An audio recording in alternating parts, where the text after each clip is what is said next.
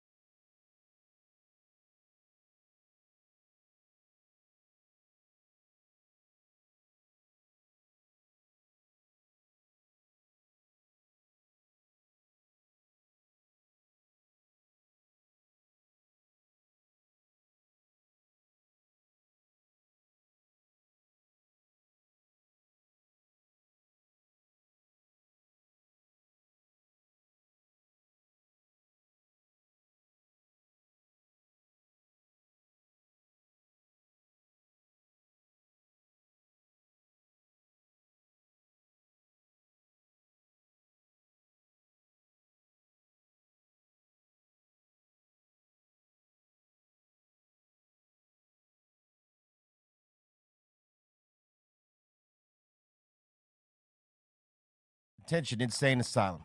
Ready to score some epic Dr. Greenthumb Show prizes? Every super chat enters you into a giveaway for a free gift. And the more you give, the bigger the rewards. Check this out. Send a $20 super chat, and we'll hook you up with the sticker pack or pins. Drop a $50 super chat, and you'll snag a t-shirt or a hat so you can rep BREALTV in style. But if you're feeling bold, hit us with the $100 super chat, and we'll send you a mystery box loaded with over $200 worth of awesome surprises. Don't miss your chance to win. Send your super chat now, and let's get this party fucking started. Let's go. Thanks to an extra layer of tobacco leaf. Hits better thanks to those 2 layers of leaf being all natural. Does it get any better? To be blunt, yes it does. Al Capone wraps are also easy to roll with a self-stick strip. Oh, and did we mention? Our premium wraps come in 3 great flavors: original, cognac, and rum. If you want a great smoke, you need a great natural leaf wrap. Slow burn, hits better.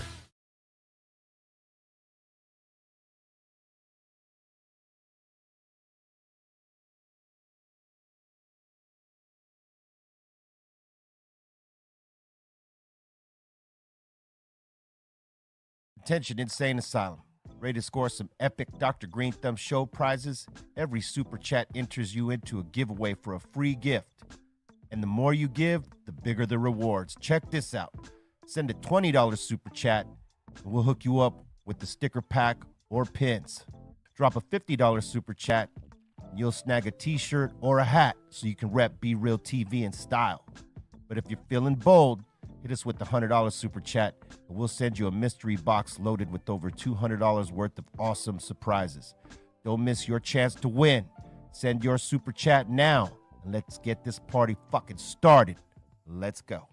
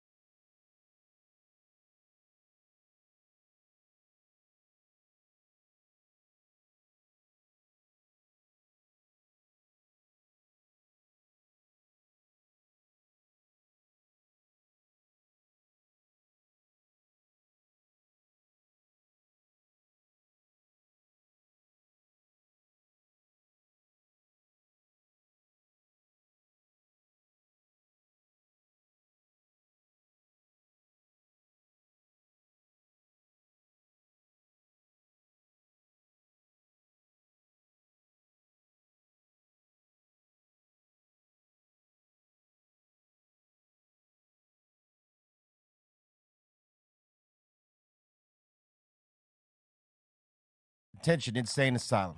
Ready to score some epic Dr. Greenthumb Show prizes? Every super chat enters you into a giveaway for a free gift. And the more you give, the bigger the rewards. Check this out. Send a $20 super chat, and we'll hook you up with the sticker pack or pins. Drop a $50 super chat, and you'll snag a t-shirt or a hat so you can rep BREALTV in style. But if you're feeling bold, hit us with the $100 super chat, and we'll send you a mystery box loaded with over $200 worth of awesome surprises. Don't miss your chance to win. Send your super chat now, and let's get this party fucking started. Let's go.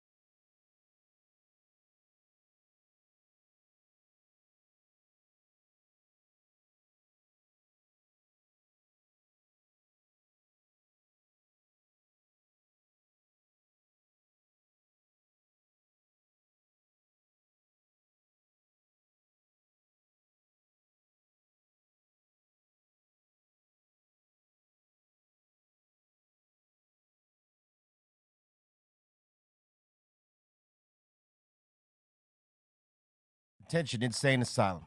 Ready to score some epic Dr. Greenthumb Show prizes? Every super chat enters you into a giveaway for a free gift. And the more you give, the bigger the rewards. Check this out. Send a $20 super chat, and we'll hook you up with the sticker pack or pins. Drop a $50 super chat.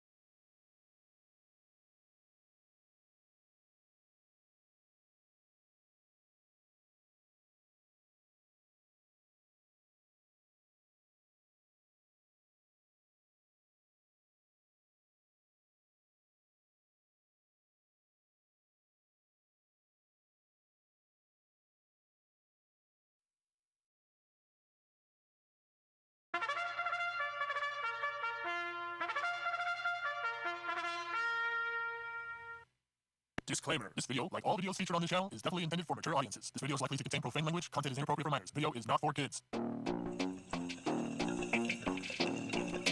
Welcome to the Dr. Greenthumb Show. Lord of mercy.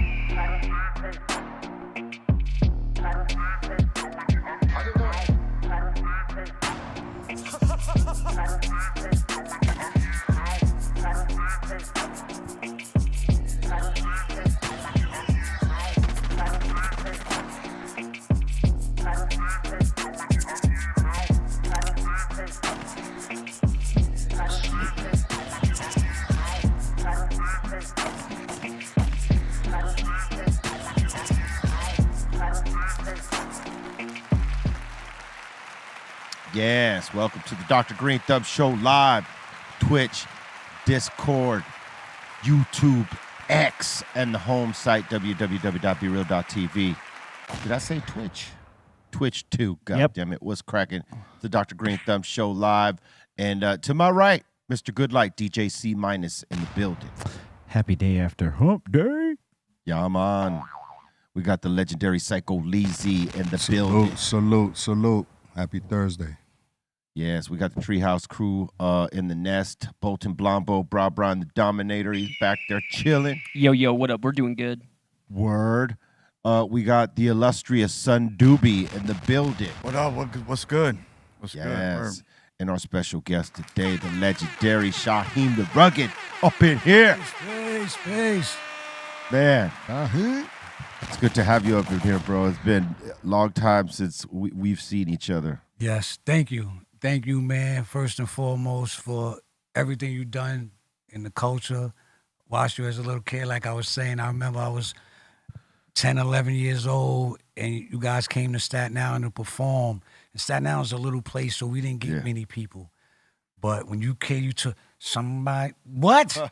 I remember it being. I wasn't even old enough to be in the club, but I was in there and soaking it up. You know what I'm saying, man? Thank you for always staying true, man, and sharing your platform with me. Appreciate it. That was much like my life and my like path into hip hop too. Like was being the kid in the club that wasn't old enough to be in there. Yeah. I mean, and you got it in a different way because I mean, you came along at a time where people were seeing the talent like early, like young. You know what I mean? And trying to recruit this young talent in the game early on, which you don't see too much in hip hop these days. Like you might see it in rap, polished pop type of structure, but not in the structure that you came out on. You know what I mean? Like which was a hardcore rapper. You know what I mean? Like talking about that gritty shit. And I thought it was dope because, I mean, you had Criss Cross doing their thing, and that was all fun and shit and like that. But you were popping off bars that we would listen to. You know what I mean? Thank you. Yeah, and the RNS beats too, man. Yes. The whole package was just killing. Well, I think what separated me from them, like you said, they was more like polished and put together, and it was just raw because I was just a product of the environment. I'm not the only rugged child in the world because everybody had the little bro. I went to the store for everybody. You know what I'm saying? Yeah. I was that kid. I knew everybody. And I was just fortunate and blessed to be around people that was on their way to becoming legends, and they wasn't too busy for a kid. Right. I think nowadays we get too busy for the children and we forget about them. So it's harder for a kid nowadays because it's like, all right, shorty, like they just too busy. But back then, RNS, the RZA, and them guys, and even the hip hop community was so different back then. It's like, yo, you can show up somewhere, you ain't need to be on no list. You was hip hop.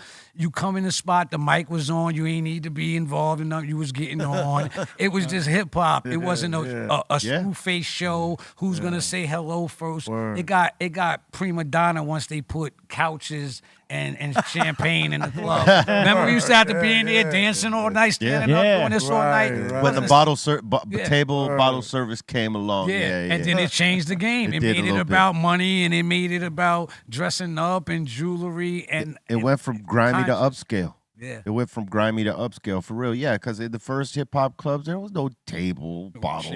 You'd be lucky to get a seat. Yeah. There might be like a couple of booths that you might like sit 4 people, but that was it. Everyone else was on the floor. That's it. Yeah. You know what I'm saying? Well, you know, motherfuckers nowadays they trying to make money. So Yep.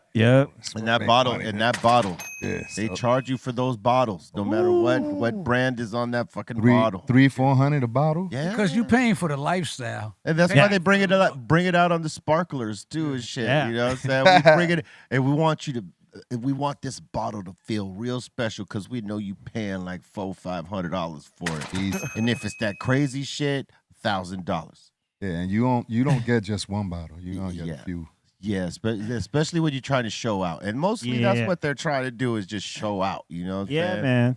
And dude, some of those packages are insane, you know, because you start off, like you said, maybe 1,000 or 1,500 for like a couple bottles, but then you get into the 3, 5 racks, 10 racks, you know, like. I had posted something I had found on TikTok, and it was like, money fears noise. He said, you ever wonder why they never play music in banks? Because money hates noise, and it's always loud in the clubs, and the only one makes money in the clubs is the owners. Yep, For real. real shit. That's Absolutely. why when you counting money, you got to go somewhere quiet. But you can't Yeah. be, You can't be distracted. Yeah, Nah. you over here trying to count, and you know Niggas Bill talking Haley to in the you. comments because the what time said what o'clock 7 o'clock rock shit, fucking all kinds of numbers popping off and shit. You're like, damn, I got. Yeah, even discussing. the Yeah, money. it's true. Yeah. I mean, the only music you might hear at a bank is like the elevator, instrumental, soft, Music. orchestral type shit. It's- Citibank, yeah. Yeah. Muzak. Like it's like the lounge versions of all the different. Spa shit. So you're not thinking, you're just feeling. So, you know, with the game, I always what's the proper word?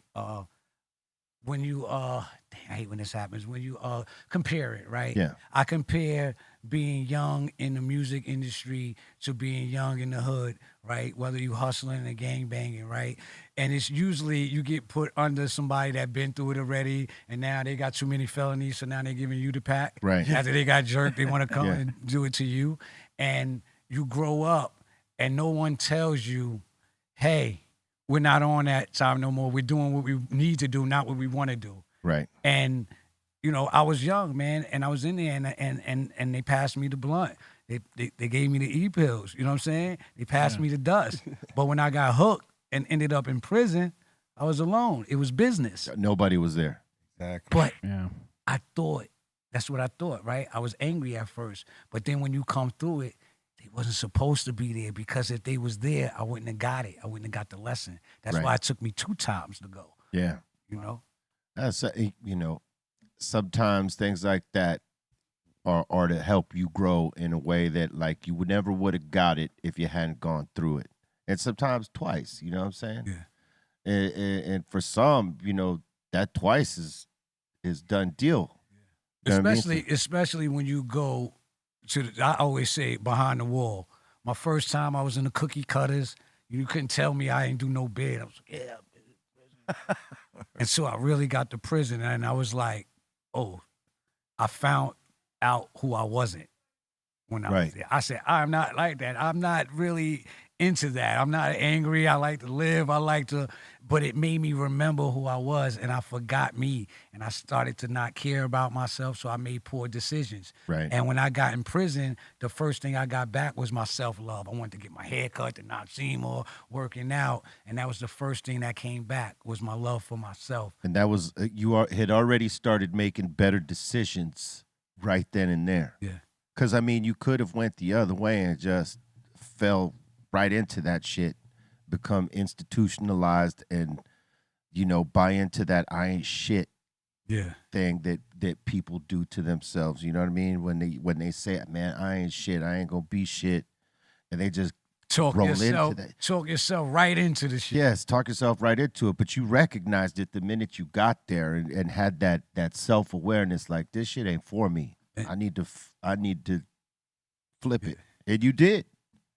Thank you. I mean, it took, you know, like, again, sometimes it takes a couple times to get it, but fuck, as long as you got it, because look, you out Yeah. here Yeah. and Yeah. able to tell this story so that people can get inspired by it. Yeah, Tell it, and yeah. that's the I'm out here to do some shows, but the shows is the backdrop to the main reason I'm out here. I have an initiative called the Rugged Road to Recovery, where I focus on substance abuse, reentry, and I'm out here partnering with an organization called My Friend's Place, and they cater to let me get it right, unhoused individuals, teenagers from 18 to 24. And so we're out here doing a talent show and a recovery meeting with them, and with Van Skate Park. So we're gonna give out some skateboards with pro skater Isaiah Johnson. Nice. Yeah, so yeah, we're doing some good things for the community and the youth. And, you know, my goal is to save them 20 years of the wilderness. And I'm like, yo, if you follow this way out, I can help you get out. This is the way I took. And if you just follow this, you can get out too. And it happens when you no longer resonate with your old behaviors. It's crazy. Yeah. Things that I was so down for, I couldn't even imagine now. I'm like, yo, I wouldn't even think about it, you know? Yeah, I mean, sometimes you look back on shit that you used to be cool with, and you're like, damn, I was bugging out. Yeah. Totally wilding out on that shit. Oh yeah, dude. Like you hear like people that's going through their drug problems like older.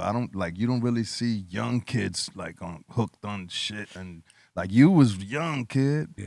Like how old was you like when you started getting fucked up? Oh, well, see, that's the thing. I started kind of, to my friends, I was kind of the late bloomer. I was last out of my friends. They was already going to prison at 16. Sometimes that's what I was gonna say. Also, sometimes friends are the ones that lead you into these fucked up. True that. Places, man. Sometimes it ain't even you. Sometimes it's like the homies around you that make shitty decisions, and your shitty decision was having them around when you know that they could have brought that fuck shit to you. You know what I mean? Absolutely. Yeah, I mean, we all had to learn that at some point. and then you see in the world for something different, and you kind of have what they call that survivor's guilt, because you see in the world different, and they not seeing it, and you want them to be there with you, and they just not making that transition, so it gets harder. Still stuck up. Yeah. That's the thing, though. You know what I mean? Like, when you have an opportunity, right, and you had one getting into the music and shit like that, your focus was on doing the music, and other people that ain't doing that shit with you, they got other focuses. They want to be down with you and shit like that, but they don't have the same dream. They might be living through you and all that shit and not realizing that some of the shit that they're doing over here might affect when they're kicking it with you over here. Yeah. You know what I mean? Like the repercussions. Like if you know they're stick-up kids or they're hustlers or jackers or whatever the fuck, and they go do some fuck shit to the wrong crew, and they know that they're going to come for you. they come for you. You know what I'm saying? Oh, well, you know, they run with this dude. That dude's got to be the one calling the shots. We got to get at him. Yes. And sometimes it's just like you said. It's The homies. your homie shit, and you get caught up in And they it. don't mean to, right? I was having a no. discussion with somebody, right? I was like, yo, you know, when you come home, like even in the community, your bros that say, yo, here's some work. Yo, right? They don't want to send you back, but that's all the resources they got, and they really want to give you something. You know what I'm saying? Although that thing that they may give you can lead you back, but it's not their intentions. It's like, yo, where you going? Yeah, homie, I ain't got no money, but you can say, you know what I mean? Next thing you know, you putting other people's thing in your bag. Yeah. You know what I mean? I always tell people, I be like, do what you was doing when I was away. That's it. You got an issue, do that, because clearly everybody was fine. So I'm not going to come home and start acting like your issues is my issues now. Figure it out. Like, we all got to figure it out. That's real shit, man. I mean, you know, like when you got caught in the twist from someone else's actions, you already know, right? You already know it was an unjust thing, and it's a thing that happens, and we had to just take the L for the homie and ourselves for allowing us to get caught up in that. But there's also when we did, you know, go backwards ourselves. Oh, yeah, I was always a good dude, but I just made some of the dumbest decisions. To be like, yo, that's all it was, just making poor choices. Yeah. I mean, it happens, you know, especially if there's not a lot of direction there. Some of us grew up with no fucking direction, and we had to figure it out for ourselves and learn these hard-ass lessons and shit. I mean, a lot of us are products of that shit. Yeah. You know, but hey, we're in better places now. We're able to tell our stories and how we got out of these, you know, the situations that we were in, or the type of mentality or thinking that we were in, the shit that allowed us to make bad decisions, you know, from immaturity and just lack of guidance. And now we've lived enough life to be able to know what to tell people, like where we went wrong, hey, where you should not fucking go. Yeah, what? Don't go down 5th Street because there's a big pothole, bro. You're going to get a flat. If you don't listen, boom. Yo, I got a flat. Don't call me with your flat. I told you don't go down the block. It's down there. It's high, and you got a flat. So now deal with your flat. That's the thing, is people got to be willing to listen. You know, I mean, we learned that shit at an early age, where people would tell us and we wouldn't listen. And then we go through it, and then we're like, okay, now I get it. Yeah. And then you try to pass that shit down to people, and you see how the cycle of that is that young folks, we as young folks, didn't want to be told shit. We knew the answer. We thought we knew the answer. We didn't know shit, but we knew what we knew, but we didn't know everything. But we carry on like we do. And each generation, the cycle continues. And each generation knows a little bit more or a lot more than the one before it, because when you think about the generation after us, they got all that technology. Yeah, it's like the car, right? Yeah, all the information we had to search for or learn from someone else or word of mouth or do like some deep digging. Now it's just at their fucking fingertips. So whatever you want to debate them with, they're pretty fucking knowledgeable. Yeah. You know what I mean? It's that. But they don't have the street smarts that our generation has. That's the thing, right? So I be having a conversation. I was like, yo, I think I figured out the issue, right? If you take our quality, right, and their speed and put it together, that's the answer. Because we got a lot of elders, we got the quality, but we take too long with it. Right. They don't got the quality and they spit it out. I'll be hanging with the young boys. They literally do this. Go in the studio, record it. They're in the parking lot shooting the video before the joint is mixed and it's out in the morning. Yeah. Yeah. Damn. Yeah. That's it. You have to do it that fast, but you have to get those lessons to make it the quality. And they take shows before they know how to do one. Oh, How about that? yeah. Can we talk about that? Well, that's because, yeah, They don't even know the words to the song. because they entertaining. Yeah. Because I said, wait a minute, it's more about the entertainment part of it than the rapping now, I think. Yeah. Because I hear vocals under it, I and agree. they got the mic over here, and it looks fun. I Yeah, I'm agree. like, the rules, where's the rules go? Yeah, it's like you hear most rappers sometimes doing their ad libs more than their actual lyrics, and Yeah. they're just having a blast, just like Have a good old a good lot party. a lot of young kids I talk to, they tell me, yo, it's all about the vibe, man. We just want to vibe. So Yeah. it's like, whatever It's they- true. It doesn't matter They about don't care about vocals and all that. the artistry is lost with some of them in that way, that like it's just about the vibe. But in others, the artistry is still there. It's still there, yeah. It's Yeah. still there. I'm hearing some of these young cats with major bars, Yeah. complicated bars, and the concepts of the songs along with the bars. It's like, yeah, man, they're taking it to another level. So it's out there. Yeah. What we're hearing on the radio is not necessarily what that is, but like you could catch it on playlists all over. You just gotta look for it, like digging crates. You know what I mean? Yeah. But it's out there. Like there's some phenomenal bar work by some young bucks out there right now. 100. Yo, so being the youngest from the Wu, like I know when you did shows, like the girlies was going crazy, like, like you gotta tell us some I was stories. trying to give you an experience. Yeah. Yeah. I mean, I don't know if the word, they would say, oh, he was a heartthrob. I don't know if that was the word because my hair was nappy. No, he and was stuff, young. and my clothes was big, so I don't know. I If remember that. But you was still that kid. Oh yeah, the you know? girls, man. It was like B was saying, there wasn't no one like me. So I was the miniature of the clan in their eyes. Or a lot of people say Method Man. They say Method Man, right? So it was always like big brother, little brother. So big sister, little sister, right? So all the chicks that was chasing the clan, they little sister was like mine's by default. Right. Oh yeah. You was getting hooked up left Yeah. and right. Yeah. I was gonna ask you, what's your relation with the Wu? Like, who brought you in? And Okay, so it wasn't. I always tell people I was Wu-Tang before it was a production company. So I don't know that, right? How I met the RZA, my grandmother and his mom's, their house was adjacent. So me and Ninth Prince from the Killer Army, his younger brother, we was in the first grade together, and that's how we met. Oh, so you grew And up I together. started going in his house and hanging out at his house when he was DJing way before, and we started seeing them rap, and we was young rapping, doing our own raps, and I started to, back then you be on the corner rap. You rap to anybody that want to hear you. Any older dude would be like, yo, you rap. Dudes would be like, they see me now, be like, yo, you was a funny kid because I used to see you all the time. Like, shorty, I don't rap. Why you want to rap against me? I don't rap, right? But I was like that. I just wanted to rap. And so I would run around, and then my mom's she knew Mercury from the Foursome D's. They was the only famous people from Oh, wow. Staten Island.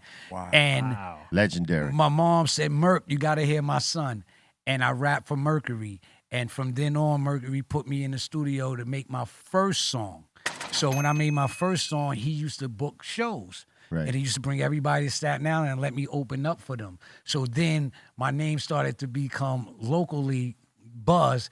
And then, not to say that RNS and Rakim, who was now the RZA, didn't have interest in me, but they wasn't paying attention. I wasn't the focus. Right. So what ended up happening is I started doing them shows and RNS, because RNS was from my building, but he was on tour with the UMCs. Right. So I used to be sitting in my project like, damn, I can't wait for R to get back from the tour. And they would come back, you know what I'm saying? R's there, I'd be in back of the building. Yo, R, the beat's playing loud. I'm throwing the rock at his window. Yo, R, it's me. and I'll go up there and sit in there all day with Pop the Brown Hornet, June Lover, KD, the UMCs. UMC, Hans. Yeah. Oh, man, Kool Kim, Haas, all of them. Nice. And they birthed me. And then on the other hand, I would go with Ninth Prince to Rakim house. Yeah. This is even before I discovered that Rakim and RNS knew each other. You know how you so young when you find out that everybody know each other, but you thinking you discovered America, right? Blows your mind, yeah. I'm like, oh yeah, you know. And then I started, RNS said, bring this record over there. So I would bring records back and forth from RNS to RZA, and then they used to make me work for beats and shit. So I'd be like, yo, let me get a beat. Yo, go to the store, go do this. I get a beat. All right. So I would get my beat. Back then, we was in junior high school. You know, we was doing our little book bag JanSport snatching and going in JanSport, taking Game Boy games, selling the Game Boy games to get tapes and cassettes. And, oh, it was the life. I tell people now, it sucks to come up in it now because you don't have that. Yeah, you And don't have that's the I love. So then RNS started so then I got a demo done. It was called The Bad Little Bastard. Who do you think you? It never came out. It was just you're my bad little bastard. So that was my songs. And at the time, RNS, Big Wigs, and Guy Rute, they was shopping GP Wu, Pop the Brown Hornet in them, right? And they going to different labels. And back then, you know, it was one tape, everything. So they side ended, they in the meeting, and the tape goes over. And I sounded, a lot of people say a little girl. So it was like, oh, I'm a bad little bastard. And it was like, who is this girl? They was like, oh, that's not a girl. That's my little man from our projects. It's like, he's a boy? They said, you got a picture of him? They said, we'll get one. They came back with the picture. Virgin said, we want to sign him. Shit, we want to sign him. Yeah. Damn. And then what happened, it was one of the biggest bidding wars at the time because Benny Medina heard about it, and then he wanted to sign me. And the last bidding war at the time Virgin and Warner Brothers had was for Tevin Campbell. Yeah. So Jimmy Caulfield and Phil Q at the time, they wasn't trying to lose to Benny. And in hindsight, I had two options. Production deal with RNS through Virgin Records for multiple albums, or a record deal with Warner Brothers with a spot on the Fresh Prince of Bel-Air. Damn. And if I would have knew I would get into movies, I would have took that. But at that time, I was like, I ain't being no sellout. Being in the movies a sellout. Yeah. You a sellout. I ain't selling out nothing. Wow. And that's why I didn't take that situation.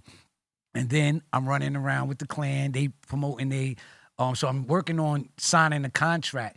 But being a minor, because of Gary Coleman and Emmanuel Lewis, their parents misused their finances. Yeah. I had to go through the Supreme Court. So as I'm going through the process of going through the courts, Wu-Tang released a white label, Protect Your Neck, B-Side Method Man, and it took off. So about time my single came and everything to the world, it was that Wu-Tang discovered Shyheim. Not to say they ain't my big brothers, was my mentors, but I wasn't discovered, and I didn't get. I didn't put myself on because everyone contribute, but I was my own man before the fame. A lot of the other groups that came after became down after the fame, after dudes was already who they were. Right. So that's when it went, I say corporate. So it's two Wu-Tangs. It's Wu-Tang, the hood, the lifestyle, everybody in the neighborhood, that when it was just a thought and the neighborhood thing repped it, they're Wu-Tang too. And then you have the artist and the corporation, that's Wu-Tang. Right on. And then I met Kane. That's how I met Kane with the Clan. And when I met Kane, it was like he took a liking to me, and he was like, one day he came into my projects to get me. And they like, Big Daddy Kane is on Broad Street. Unbelievable. 1991, 92. Wow. Crazy. He got the black SC300 Lexus. Oh. I'm like, what's up? He's like, what's up? What you doing? You want to hang out? I'm like, yeah. I didn't have a phone number, right? We didn't even have a phone, No right? phones back then. So you had to come and look for him. And I was like, bet, let me run upstairs and tell my moms I'm out. Went upstairs. Moms, my mom, she struggled with substance abuse my whole life. And so she passed away. She overdosed in 2009. But so she was dealing with that, and she wasn't home. So you know what I did? I was out. 4 days missing. They thought I was missing. I was out of town. Oh, man. People probably get in trouble for the shit that was going on. These grown-ass ladies, you know what I'm saying? They'd be in jail right now. Yeah. A lot. Hey, listen, yeah, man. Yeah. Hanging with Big Thinking Daddy about over it. there. Oh, man, it was that. And I'll never forget it. When I came home, Kane took me to the mall, gave me some crispy hundreds and 50s, and a pair of nice silk boxers. You couldn't tell me nothing. Right. I had my first pair of silkies. It's fresh. But there was a problem. When I came around, the big bros, I was like, yeah, I was with Kane. Look at my Oh, that nigga trying to make you a sellout. Don't be wearing them drawers and such and such and such and such. And I was like, I was like, what? I'm angry because I loved my boxers. And I was like, fuck that. I'm wearing these shit. Nigga Kane got me these shit. But what is unfair about that, he broke down so many doors that he got blamed for, that he actually opened the door and raised the bar for people to be able to do today. Yeah. Yeah. All that, yes. All that we were resisting in the beginning, eventually we all kind of change our stance on it because we recognize it for what it is. It's different opportunities, different avenues branched off from, what we originally do, which is music, and all these other opportunities are afforded through that. But back then, we were all consumed by that. We can't sell out shit. Yeah, man. You know what I mean? So we went away from opportunities that probably would have been good for us. Yeah. But I say this, man, God does things in his time. Maybe wasn't ready for us then. Maybe if we take those opportunities, then it sort of plays us out at that time, to where now these days you could do that shit and it's understandable. Because the way we get fucked as artists so badly throughout our existence as artists, in terms of when we put out this art and who owns it and for how long they own it, and when it goes to a streaming network, how much royalty we get on it, which is nothing. You know what I mean? So people, I think, are more understanding these days to the other opportunities that we're afforded, as opposed to back in the day where we didn't think about any of that. It's like, we got to keep this shit 1001. Yeah. And now people are like, what? Yeah. Get a check. Oh man, a lot of the newer kids, they have like such less restrictions on themselves, so they're willing and able to go do stuff without feeling any sort of guilt. Yeah, they don't look at it like we did. Nah, man, like you said, it was just like, it was either, I'm not selling, I'm keeping it real, like I'm gonna stay true to this, and it's like, when you get older, you start to realize, like, oh shit, music is this whole encompassing thing. Like it becomes, everything. It's everything. Yeah, But so Kane, he was going on a Budweiser Superfest tour. Wow. And Virgin said, hey, can Shyheim go? He said, yeah. So I think the guy's name was Phil Hyman. Kane. I remember that name. Kane went to war for me because they was like, how are we going to have this kid coming on stage for a Budweiser Superfest? And Kane was like, because he's with me. And it was like, okay. And I got the tour with Kane, my first major tour, big stadium. And then that's how I met Pac and Big, and we did the freestyle live at the Garden. That's right. You were at that freestyle, Dude, So, that's amazing. Dope. How was it that night? That was where was it at? The Madison Square Garden. Right. Honestly, it was because we didn't have social media, right? I didn't even know so many people from my neighborhood would be there. I didn't find that out till the next day when I came outside in the morning and out the building. It was like, yo, you killed it at the garden. I said, how you know? We was in there. And it was like, it was so, I just remember it being so loud. Yeah. It was just like, ah. And all them people, it felt good. It felt good. And I didn't know how important that was to after, because Kane was the major star then. You know, Pac was a movie star. He was just, you know, Juice. He was coming up. Yeah. Big was coming up, but Kane was the man. Yeah, he was the king. man. Yeah. You know what I'm saying? So now in hindsight, I look back at it, I was like, man, that was a hell of a night. That's history right there.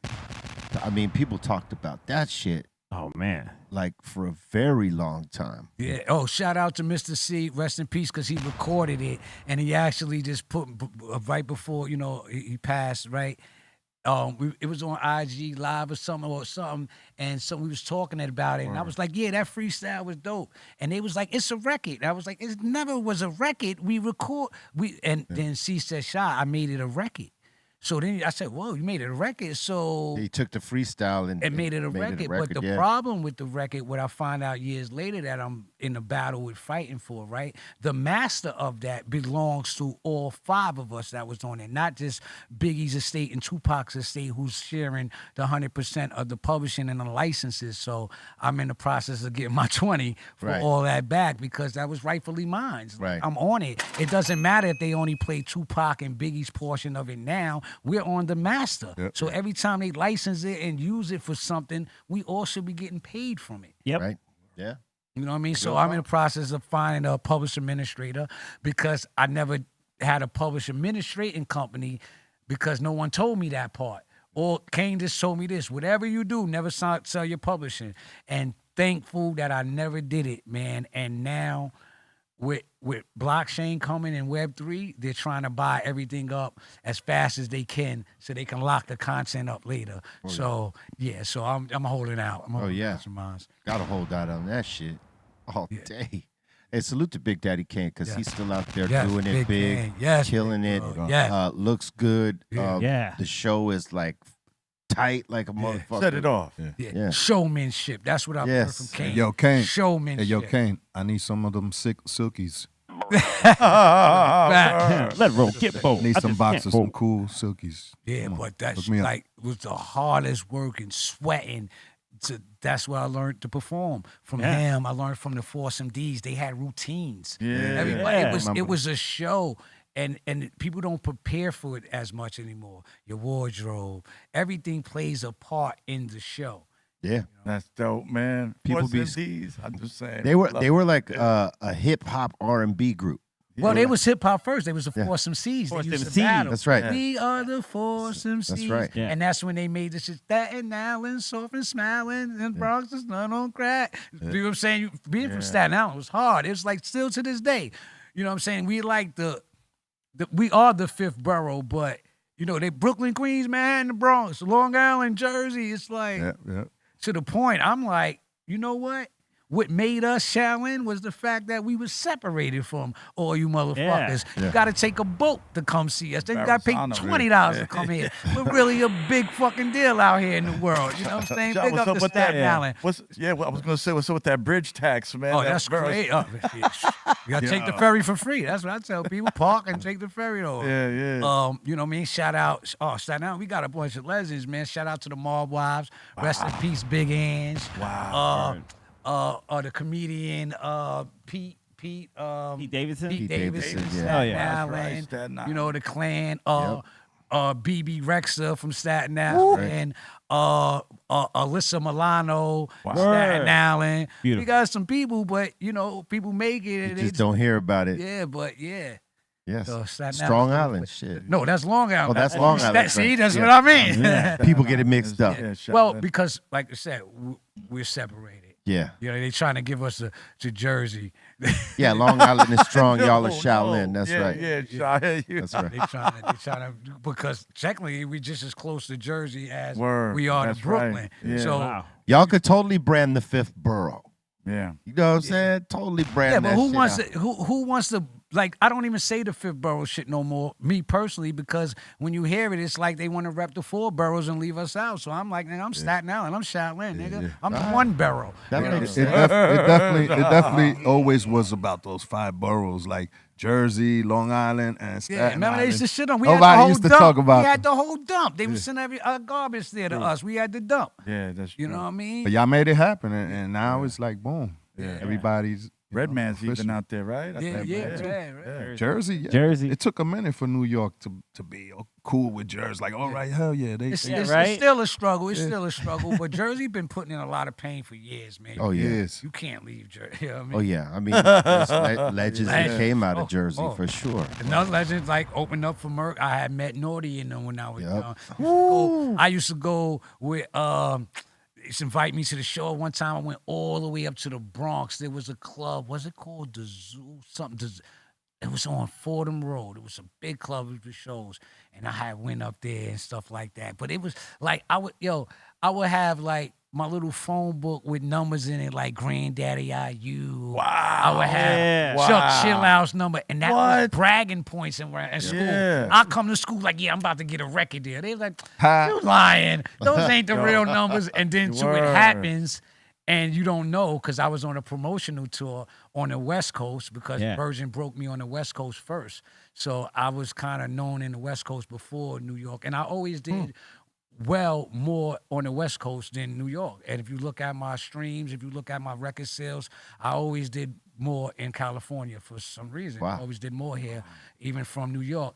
Maybe, I don't know if it was the movies later that, I don't know. Could be. But one thing I'll give California, y'all motherfuckers stay true all the way through with the culture, from the cars, the graffiti, all the elements of hip hop. Y'all never follow nobody. Not the South, not New York, not the West. You know what I mean? Even my town is guilty of it to become followers later on. You know what I'm saying? With a lot of stuff, with the music, with the gang culture. When we was the originators, we became followers in some way. But y'all out here kept it true, man, and y'all get the utmost respect from me. Oh, much and love. thank y'all for keeping the game alive, because look at Kendrick right now. Yeah, he's killing right now. And if y'all didn't preserve it, who knows where we'll be with this thing called hip hop, That's right. Right. underground, real Right. shit. I'll say this: it happened in reverse for us. I mean, we get signed to an East Coast label, and they broke us out there on East Coast before we hit here on the that's West. crazy. Motherfuckers Yeah. out They were here. swapping us. Yeah, Yeah. motherfuckers Yeah, didn't see even what happened. know about us out here. They were like, See what y'all "Who the do. fuck are these guys? Yeah, yeah. They're from here, Yeah. like That's that." deep. Like back Only people that knew, but like for the rest, yeah, we broke on the East Coast first. People thought we were from New York. So that might be like a formula. You break wherever you from, go somewhere else and break. Why not? something new. Something new, yeah. Yeah. Because we didn't sound like a West Coast group, so they figured. What if you did an album in London and shit? You think you'll have that London accent maybe a little bit after a few Listen, mate, months? I could try Rock and roll. rock and roll Bollocks. just like that. Yo, but When Shyheim, How I Killed the Man came out, man. What the feeling, right? I was too young to actually think about really, but it was the feeling of like I could draw. It was like releasing. When I hear that song to this day, they got the break room, right? Where you could just go throw shit and break it. That's what that song does for me. You know what I mean? You get up, you can stop like, throw it on and just, you know what I mean? Yo, I feel thank you for that. I appreciate that. You know what I'm saying? And salute to everybody watching right now, man. If you haven't smashed that like yet, smash it. We got my man Shyheim up in here. Hey, rugged man. right. rugged man. See, I can't call him the child no no, more. because there's RA is the rugged man. See, this is Right. the thing. RA is the rugged man. I was the rugged child, right? Yeah, Right. Forever. And I don't know why we never did a rugged child, rugged man song, they never too late. but yeah, that'd be cool. But yeah, I can't be the rugged man. I'm the man child. I'm the man child. But yeah, I'm still stuck in my ways with that biting stuff, right? I'm learning. People be like, yo, won't you rap over that beat? I said, I can't. That's biting. Yeah, And it's like, no, it's not. I said, yes, it is. Because someone took the time to create something, and that's like me just tracing a coloring book. Thank you. It's crazy how the Thank rules fluctuate. Yeah, it is. Because, there was a time where everybody kind of rapped on the same beat in the disco funk era of rap. Yep. In the early shit, a lot of people, sort of rolled like on that Sugar Hill type shit. Yeah. You know what I'm saying? And then it went to, you got to have your own shit. It's got to be all original, your own sound. Even if you get beats from different producers, it just can't be sounded too much like the others shit. And then it evolves into something different now where it's like, oh, this motherfucker got a hit with this sound. We got to follow the hit of that sound. Mm-hmm. And originality goes out the window for a while.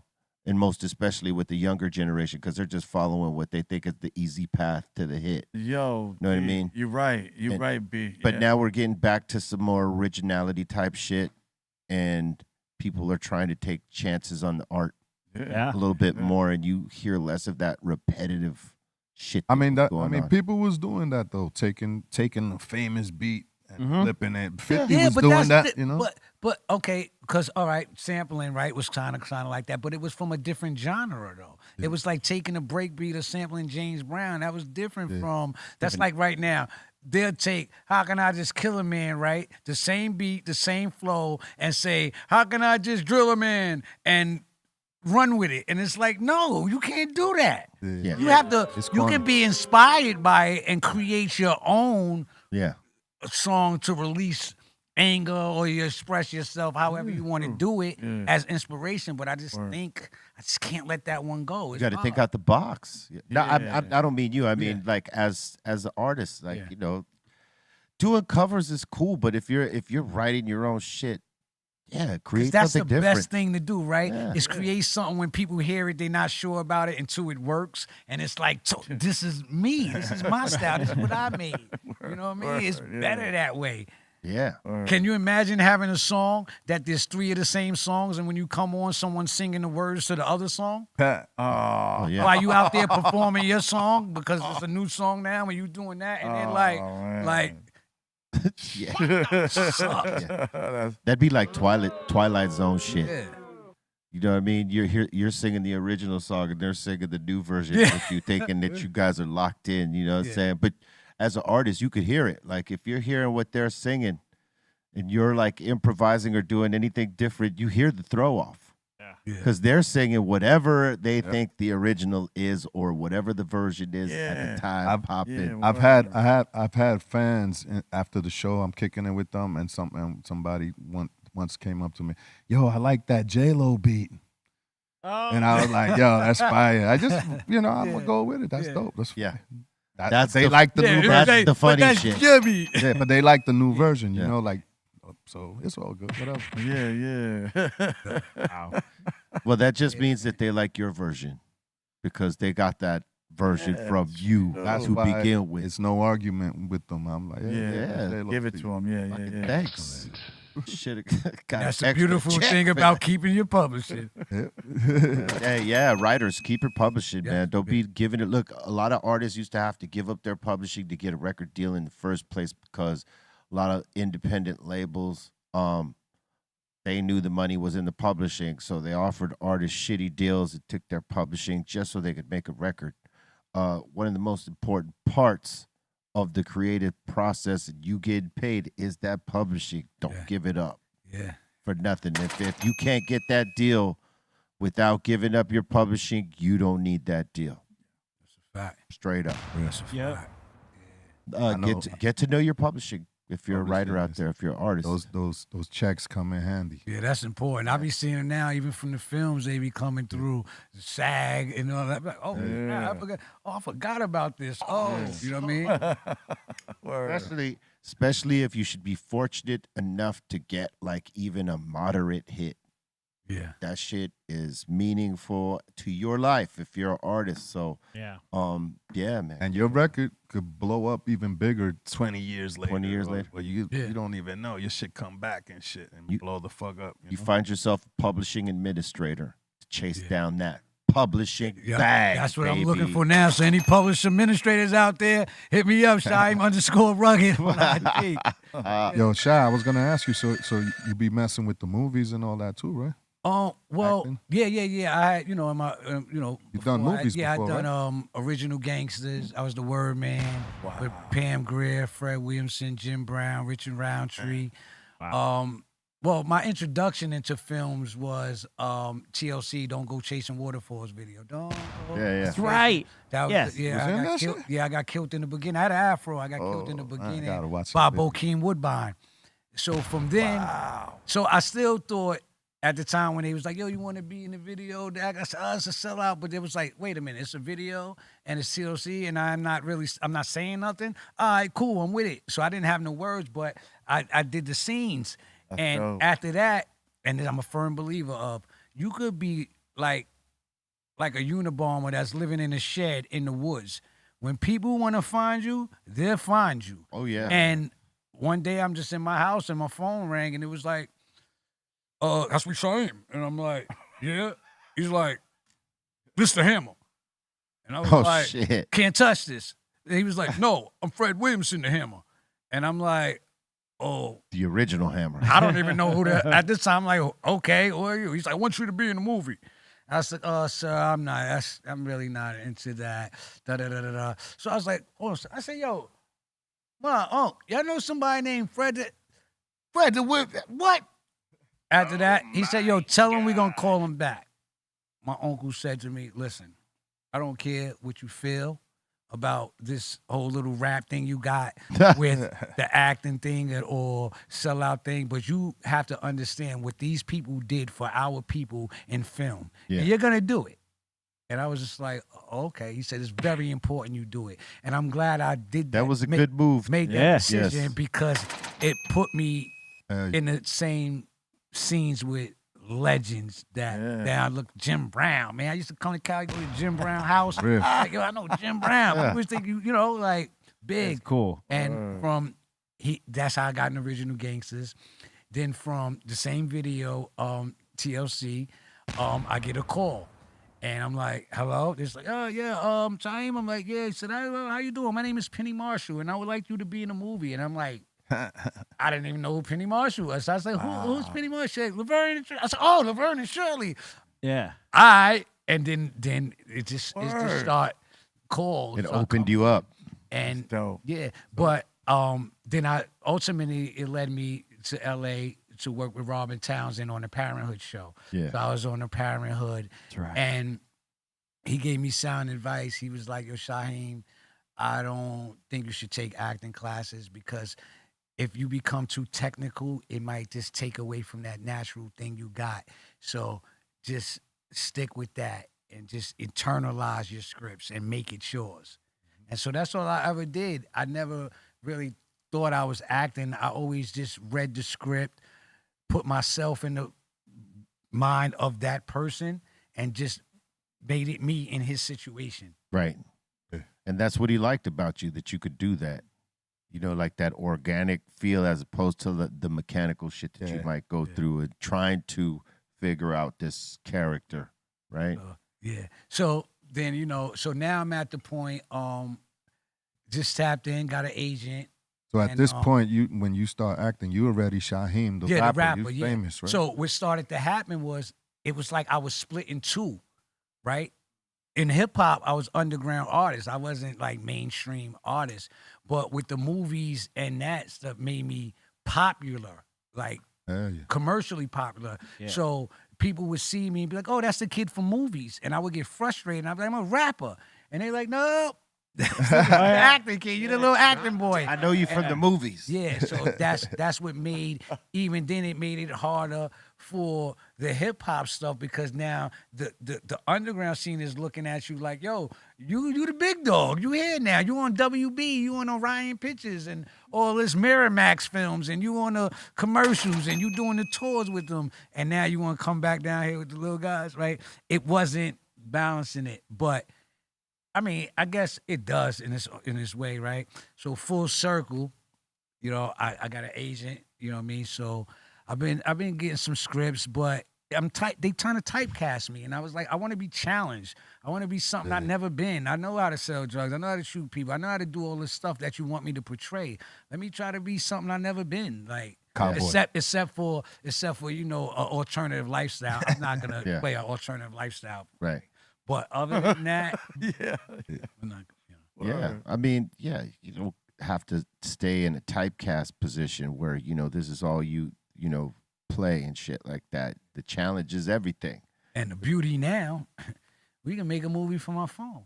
Yeah. You don't even really need the system, right? I tell dudes all the time, I was like, yo, if you got let's say you got 100 fans, it's direct to direct customer base. So it's like, yo, if I got 100 people, my thing is like, how much can I get these 100 people to spend in a year? If I got 1,000 people, can I get these 1,000 people, you know what I'm saying, to spend 100? Spend 200 a year. If I get these 1,000 people to spend $300 with me in a year, I have an income of $300,000. That's it. So it makes it better now. I'm like, oh, y'all got all the tools. We couldn't even think about nothing like this now. So it's like I do want to get in films that people doing, but right now my focus is I have a play coming out about my life story, like a theater play, stage theater, because I was like, yo, I have to push the bar different. Like, okay, I did movies, I did television. It's like, okay, Shy coming back, movies, television, but it's like, oh, he on stage at a play. You know what I'm saying? Playing these different characters as moms and telling the story. That's a challenge, right? Yeah. But Tyler Perry laid out the formula for me. So I'm like, in this day and time, I can go book my own venues and put my own play there, then sell my own merch there and do everything myself. I don't have to wait for somebody to tell me, yo, yeah, this will help you get back out there. Or yo, take these pennies because we feel you're worth this. No, I put the value on me, and I'm worth this because I say I'm worth this because I'm gonna put my own shit up to make sure I'm worth this. Yeah. So, but we have a lot of people from our era that I get it. You gotta survive. So it's like in the hustling game, you can't be lowering the prices, bro. You guys out here doing $200 verses and it's making it hard for me to tell people I want 10,000. And they're like, 10,000, wow. It's like, what are you talking about? That's that is not the business. Yeah, it's some shit.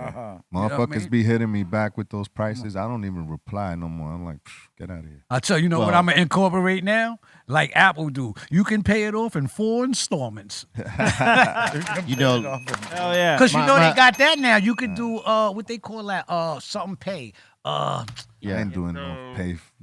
Well, layaway beats. No, like on you know how you do this shit You're when talking you about it's Zelle? Afterpay. Afterpay. Afterpay. Afterpay. No, you could do it yourself.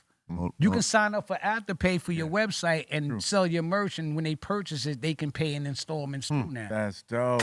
Yeah, for me, doing that. when things come out, like I'd be like, I got to hear the beat first. Yeah. I got to be able to know whether I'm going to turn it down first, because like I don't want to take nobody's money if I'm not feeling the track. You know what I mean? And Gotta prove it first. And if I like it enough, I might not. I might go easy on it. But yeah, $200. No, but you be surprised. They're crazy. I'm like, what? And I don't try to take it as an insult, but I'm like, that's kind of an insult, champ. But okay, I see where you at and shit. Maybe in the future. Yeah, well, something to be said about not having a budget. But if you got that kind of budget, you're trying to offer that, maybe you should think twice and hold that in your pocket and wait until you get to the point. You know what I mean? Or ask for a favor rather than put that up. Yeah. For real. Because that's cool. Yeah, or use that to treat me to a dinner. To talk, and let me take it to and dinner. get it for free. Let me try to talk you into getting the free verse. Yeah, come out, man. Let's go. Let's go to Cigar Lounge and here's some cigars. And let me buy you a bag of weed or something. Let's talk about it. Like, all right. Well, let's get to the studio then, bro. Let's go do it now. Fuck yeah. Doobie, you like cherry pie? Yeah, I do, man. Because it's National Cherry Pie Day, son. Chill. We need this. Check what I got. I got this from the Beat Reels. You know how many people where I'm from? That's like a cherry pie. Yeah, you can sell that shit. Oh, definitely. Definitely. How much would you sell that for?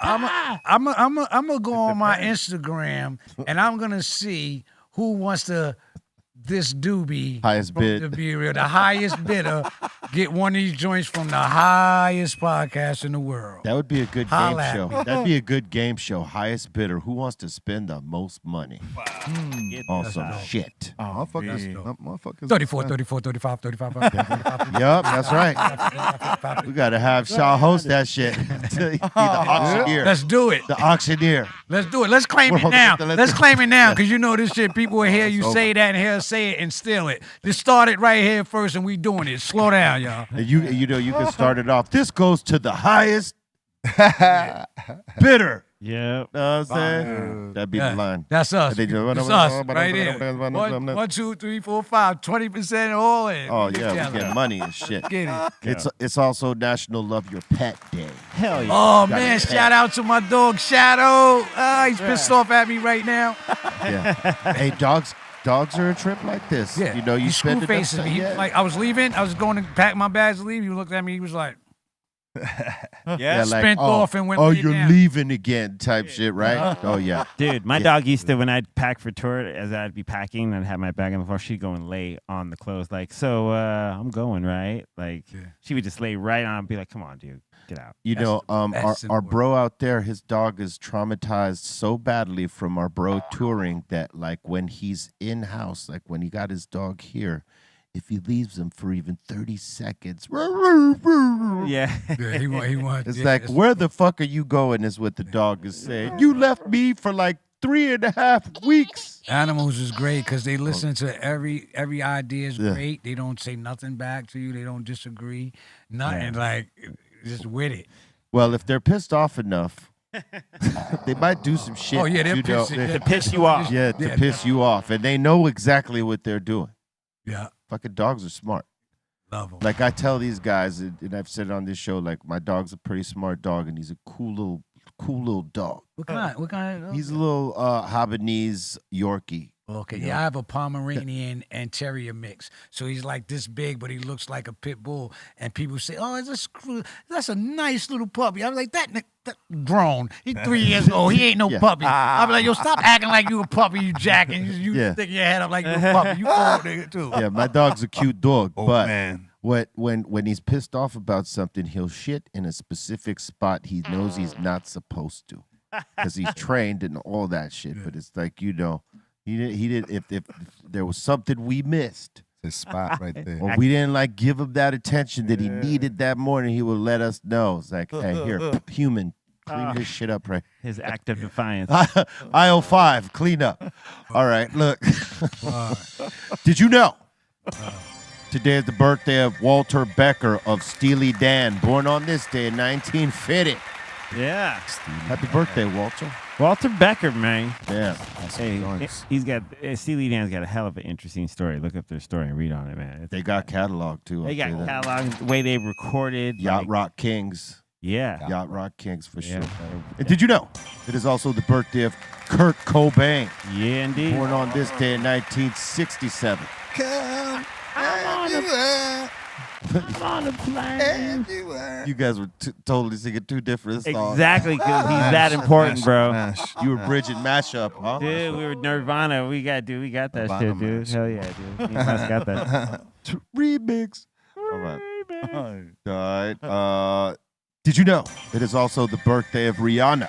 Happy birthday, Rihanna. Oh, congratulations. And congratulations. Yeah. Your man ain't going to do 20. Yep. Ella. Yeah. Yeah. Dude, and he's got a new movie coming out with that directed by Spike Lee. I fucks with A$AP Rocky, man. He's a dope rapper, man. Yeah, he got Couple bars. of bad decisions here and there, but you know, hopefully he learns from this shit. He got bars. You know what I'm saying? He does got bars, yes. And did you know, in 1990, Lord Finesse dropped The Awakening. Yeah, Lord Finesse. Yeah. Come on, son. Salute to Stop Lord playing. Is it his birthday technician. as well? We got to get him at the table, man. We got to bring him. Yeah. Lord Finesse. I'm gonna hit him up. Funky, man. He's always with Russell Peters. I'll holler at him. Hey, Shout you know out to what? Russell. Shout out to Russell. Salute to Russell Peters. Peace, So Russell. yesterday, and you know, Lisa's been trying to connect us all for a minute. I went to go do this radio interview, which I really don't do radio interviews anymore, as you know, because I think most times radio is full of shit. But I did it for the Yodis because they're rocking the song called Slang right now, featuring Zoe, Sama, myself, and the Coyotes song, whatever, you know what I mean? So I went up there and I saw Russell in the lobby. He was waiting on me. They told him I was coming and he waited on me, and We're gonna get Russell down here, man. Yeah. It's to Russell Great, Peters. He's great been guy. a Great DJ for 40 years, and a Yeah, lot of man. people didn't even know that. I've spun gigs with him, and he's dope. Like Yeah. Russell Peters is dope. I've spun with him at Jerobe's party. That shit. He is a hip hop head. Yeah, He's a funny motherfucker. And a funny motherfucker for sure. for sure. Definitely. Did you know in 1996 Jay-Z dropped Dead Presidents? Yep. Yes. Classic. And if you don't know, Now you know. now you know. We just mentioned it. Slang is out there right now. Also knocking pins down. If you're a bowling fan, we created the theme song, Knocking Pins Down. Check it the fuck out.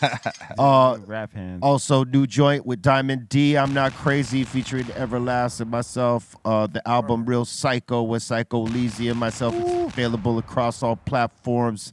And yeah, you know, we doing things over I here. just gave you that copy of that. Oh, yeah, Real dope. Psycho, Shout out yeah. to Diamond. Yeah, I was just on his Diamond 3. Me and Inspector Deck got to join out on. Shout out to Diamond. Salute to our brother Diamond, legendary production. TC. Word up. And if you signed in late, $20 super chat, we hook you up with sticker pack of pins and a bunch of cool stuff. $50 super chat, t-shirt, hat, and a bunch of cool shit. $100 super chat mystery box and a bunch of cool shit. And the Dr. Greenthumb glass piece. If you hit any one of these marks, email us at BRealTVcontest@gmail.com with your name, ID, proving that you're 21 and you're in the United States, and mailing address, shirt size, shoe size, and all that, and we'll send you yours. And salute to everybody that's popped off a super chat thus far. We're about to get into the insane asylum, so if you got a comment, question, shout out, suggestion, we are here for it. And let's open it up. It's tight. Welcome to the insane asylum. All right, let's do this. We got a Xanadu in here saying, damn, shut up. That was you. That was you in the TLC Waterfalls video. That was one epic video for that time. Yep. Well, y'all just fucked me up real quick. So It's in the nest. Oh, okay. Yeah, This is Like, God what's that? speaking. Yeah, he wishes. Hello, my son. God in his whitest voice. Oh, can he repeat it? Is that a thing? Yeah, what? Go ahead, repeat it one more time. Xanadu was saying, shut up. That was you in the TLC Waterfalls video. That was one epic video at that time. Yeah. All right, I'm going to speak because you said shut up, but so I didn't want to say nothing. But yes, that was me. Thank you. Appreciate it. I mean, that was a huge video. Yeah. Hell yeah. Dude, it got played I mean, that was during like when MTV was at one of its Yeah. peaks, you know, with just playing. If you got played on MTV, whether it was, you know. And that was a bad rotation. Yeah, I got dude. mad because it was Shaw getting, popped because he's a rapper. And when I saw You the video, wanted to trade places? man, it was, yeah. I don't think Shaw deserved that, bro. I don't think he did. Well, you know, it's the hood, right? The He's older dope. guy. Be honest. The Wu, they use him as his little, and he did it. He executed that perfectly. Then he does everything else perfectly, and then you guys put him in a video and get him shot. Come on, man. I'm just saying, man. Oh, he didn't deserve to get shot. He didn't deserve to get Right. shot. I yeah. see. Well, what you you're know, saying. the thing was he was trying to take the drugs that I had in my hand, being a big bully of the block. No, you so I good. was hustling. Yeah, and yeah, Well, yeah. it goes on today too, right? Yeah, I guess they was just, I just thought you was dope, so Thank you. dope that you didn't deserve that station, and that's it, man. That's Thank all. you. That's I all. think Sorry. that's good intent. All right. Good intent. I hear your argument. Appreciate my man. Word. I hear your argument. Word. I second that. All right. We got Herbs1 saying, remember when you were on the original Gangstas movie? Shout to you. Yep. We talked. Peace. Thank you. Yeah. So, We got Ask a Bum asking, what's Yeah. the story behind stealing from a junkyard? Okay, right. So back in the days, we used to there was these things in the tires. We used to call them blitz. They came like this, and if you threw it against a glass, it would shatter it, but all the glass wouldn't break. Yeah. It'd just be looking like that. So we used to go in there to go in the tires to get the little the little bearings. the little bearings to bearings. break windows. We used to do that over here off the railroad tracks, because the railroad tracks, you'd see the big ass steel ball bearings that would come off the trains and shit like that. It's like, Collect them, and now motherfuckers use batteries. yeah, Oh shit. just break it, right? Right through. Bop. Yeah. Damn. But it was the ball bearings. Yeah, so that's it. When we was badass little kids, we did the same thing with the ball games. Wow. Yo, y'all were crazy, man. Hey, when you showed up to the marble circle with the big ass Steely, son, it was a train ball. Oh, right. All right, we got Let's Skate Dude asking Shot. Can you talk about the Furious Anger song with Big L? Can you talk about making that with him? Any stories? Oh man! First and foremost, rest in peace, Big L. Wow. You are missed. Lamont, man. Oh man. Okay. So I was the kind of kid, like I said, if you rapped or if you didn't rap, I was rapping to you. If you had a radio station, if you was at the label, I was trying to hang out. So I would go to different labels and just hang out and go sit in people's offices and stuff like that. And I used to go up to L's label he was on at the time. Damn, it was Taisha Harris. Columbia. Taisha Harris. Oh, my Wow. I used to go up to her office. She used to let me hang out in there. And L used to come up there too. So that's how we met. And again, right, the older dudes then wasn't like, get out of here, little kid. So he was like, yeah, take my number. And I would beep him and he would call me back. And that was just big for me. Like, yeah, I'll call Big L, right? You know what I mean? So then I started going to Harlem and, you know what I mean? But by the time I got was working on my third album, Man Child, on Wu-Tang Records, Priority, I had the first time that I controlled the budget. Like, okay, I can do this or I can do that before I was in the production company. So it kind of got a lot, right? So I was like, yo, L, I want you on the album. I'm going to pay you, right? And he was making beats too. So we lost one that he did another track, but it got, I think it might have been in the reel somehow. I don't know where this reel is today. If it got lost in that flood that RZA had, I don't know, because it was around that time. And so we got the Furious Anger out of it. And we was actually working on another record that the night that he got murdered, and L wasn't the type to stand you up. So I'm in Quad Studios, and I'm waiting. I'm like, yo. Yeah, so I started texting people that I knew, yo, I was trying to get L, you know, whatever, and they like, yo, L got murdered. I'm like, what? They're like, yo, he's So you was on the studio waiting on him. Man, because he wasn't the type to send you up. Right. Like, yo, I'm running late, or yo, I can't make it. Boom. So I was like, oh shit. I left the studio, went up to Harlem, and he was on the corner. And he was just like, it was just like surreal. I just really couldn't believe it. You know what I mean? Because I really looked up to all the big brothers, right? So it was like, damn. And then, you know, his funeral, he was, I'd never forget him. He had the blue Coogi on, his Coogi sweat, the Cartier glasses, white gloves, and all of them. It was a rough one for me. Yeah. You know what I mean? Because you start to lose those people that was just genuine. It was just genuine. It wasn't about nothing but, yo, come on. And, yo, change that. I think you could do better than that. Come back again. And I'm like, come back, all right, and challenge me. You know what I mean? So enough respect. And, yeah, rest in peace, big bro. Hell yeah. Big L was mad cool. Oh, yeah. And man, nice. Word up. All right, we got Jesus up in here saying, thank you for the hip-hop history today, and I'm loving the hat that you're wearing. Oh, thank you. Shout out to Gecko Hawaii. They sponsored me on this trip to L.A. and for the shows. And shout out to Van Sue that sponsored for the at the Van Park and the kicks and everything. Thank you guys for everything. Real quick, shout out Michelle and Isaiah. King Mikey, man, I appreciate y'all, man, and everybody out here in L.A., you guys, for rolling out the carpet for me, man, and always treating me like one of your own, man. Appreciate it. We got Twacklack in here saying, shout to Shyheim, many blessings to you. And we got Ask a Bum. He's saying the best cover beat, Clock Strikes by Timbaland. He's saying that had the Knight Rider theme also. Oh, yeah. Okay. That is dope. And he's also saying, what would some lyrics be in a Be Real and Shyheim collab? Dope once. Yeah. Yeah. Kind that are dope. Yeah. The kind that are dope.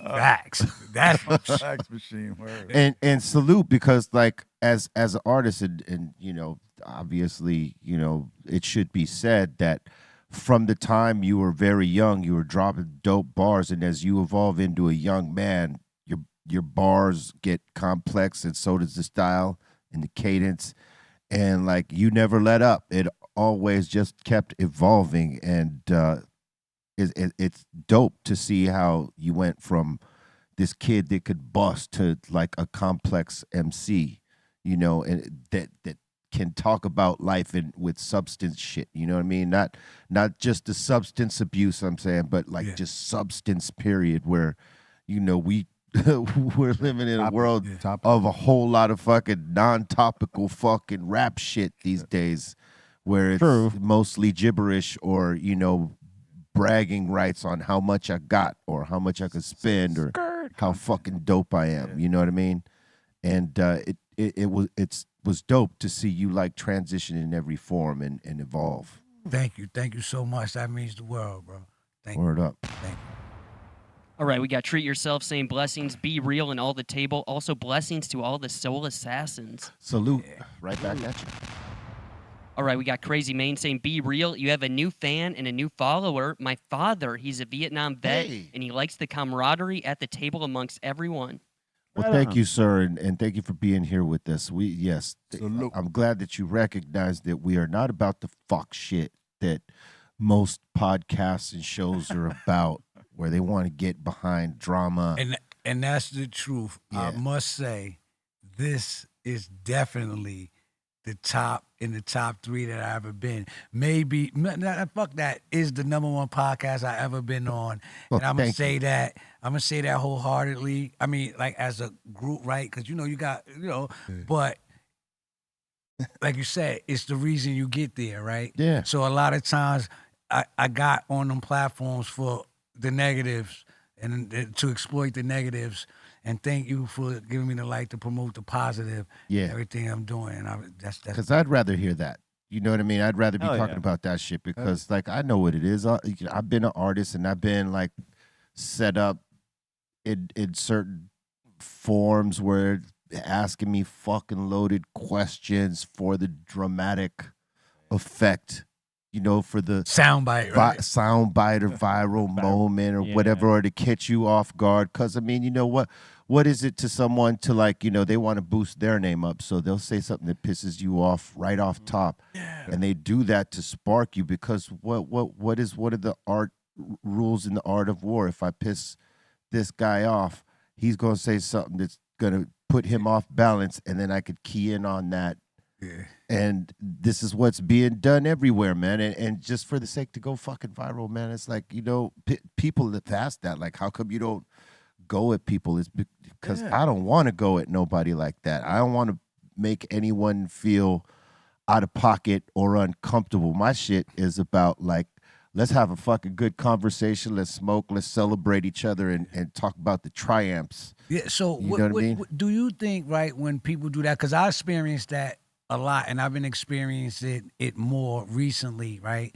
And not to even talk about people or anything about that, but it's like I kind of feel like they send them at certain people to try to throw you off your square to go back. So I'm like, where's this coming from? When I where's this? Where does and it be lies. It's not even the truth. It be a straight lie. I'm like, yo, bro, you lying. It's not a little bit of truth. It's a lie, 100% lie. And then I'm like, it's meant to throw you off balance, so you react to it and then build a bigger moment from it. Right. And then they post it. They post your content, right? And the headline has nothing to do with the story. Yeah, they glorify what they sensationalize what it is, and it ends up being less than what it's portrayed as. There's a lot of people who do that shit, and I can't engage in that shit, man. I couldn't hold my name if I did that. Right. Yeah. I'd have to be called something else. Harry Allen. Gotta ask him. Don't believe the hype. That's right. You guys, right? Fuck. All right, next. Oh, we got Chicken Soup saying, yo, the verse Shyheim did on Soul in the Hole was sick. Thank you. And let's see here. True that.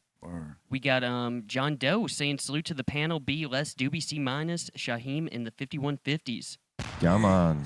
We got Soul saying, salute to Shah. What did you think of the Wu-Tang Saga series? I may have watched maybe one episode. I didn't get to see the whole thing. I don't. Hey, listen. I grew up. I mean, listen, you saw a lot of stuff missing, right? Yeah, but that's what it was. I think it was done more like a comic book type, like woulda, coulda, shoulda, maybe small percentages of the real life stories without getting in deep in people's life. I think so. Yeah, and plus I wasn't in it, so I was like, oh, I wasn't. Yeah, no, I hear that. All right, we got Red in here saying, Shah, what you be cooking in the kitchen? What's your favorite meal to make?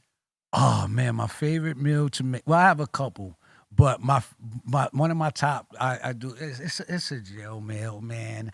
I take the tuna, you know what I mean? I make tuna corquage. That's my favorite. The onions and the peppers. Throw it in with some, you know what I'm saying, with a bean sauce. Make my little bean sauce and throw the beans. Take some sofrito, some paste, mix it, throw it in with some beans or something, and spread it over with some rice. That's my go-to, real quick, cheap a survival kit.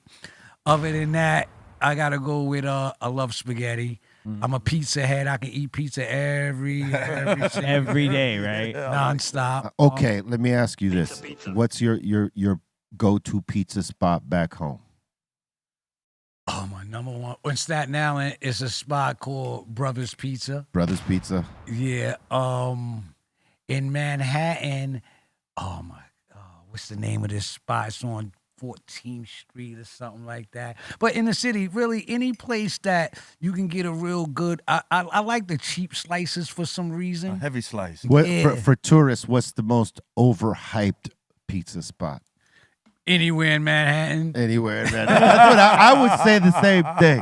You know what I mean? But now, the prices are so crazy. Remember the chips that used to come in the party pack? Yeah. They're selling each one for 50 cents now. And half the bag is air. Get the fuck out of here. That's crazy. Damn. Crazy. Eggs is $10. Yeah, this shit is crazy right now with the eggs. It's wild. I mean, but the beautiful thing with this is forcing me, at least. I said, man, I got to start eating better, growing myself. It's cheaper. Start growing your own shit. And juicing and things like that. So I just trying a new lifestyle, man. I had my little smoothies. Yeah. Just trying it. I'm gonna have to fucking buy a farm. Yeah. Jesus. Good stuff. Yeah. All right. I was going to say we should have the Shyheim and Be Real spaghetti off. Oh. Why you keep throwing my name in? They said a spaghetti off. A for effort, dude.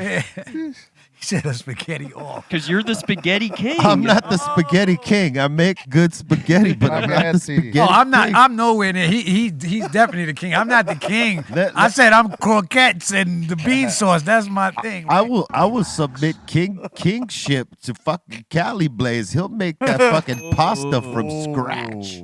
True. Where I'm pulling my shit out of packet, boom, and boiling it, and the rest, this motherfucker will go make the actual fucking pasta. Yeah. And then, do the rest. Professional. Yes. Big chef. I can't do that. You know what I'm saying? I don't possess those skills, but I make a pretty fucking good spaghetti. I haven't seen Bolton bring one in. What? Do you add sugar in it?